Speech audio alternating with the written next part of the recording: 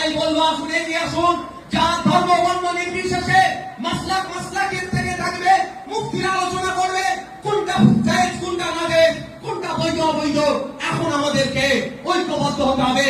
কে রাম, কে রহিম, কে ফাতেমা, কে সীতা, সেটা আমার দেখার দরকার নেই। কে আহলে হাদিস, কে বেরেলি, কে তাবলীগ, কে দেওবন্দি, আমার দেখার প্রয়োজন নেই। এই মুফতিরা ডিসাইড করবে কোথায় হাত বাঁধবে, নামাজ আমিন জোরে বলবে কি আস্তে বলবে।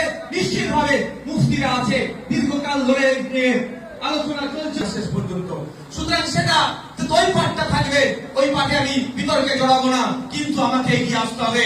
আমার মাদ্রাসা, আমার মসজিদ, আমার ঈদগাহ, আমার খানকা, আমার জাহেরখান, আমার গরমখান, আমার মন্দির, আমার মসজিদ, আমার রিফিউজিল্যান্ড, এই অপদার্থ সরকারেরা চুরি করে নেওয়ার পরিকল্পনা করছে। তাই এগিয়ে আসতে হবে। মন্দির, মসজিদ, জাহেরখান, গরমখান, গির্জার জায়গা, আপনার বিভিন্ন ধর্মীয় সম্পত্তিগুলোকে এরা লুটে নেওয়ার চেষ্টা করছে। এখনো যদি আমরা ওরা বলি তুমি হিন্দু, আমি মুসলমান, তুমি খ্রিস্টান, আমি ইসাই, তুমি শিখ, আমি পারসি, তুমি আহলে হাদিস, তুমি বেরেলি,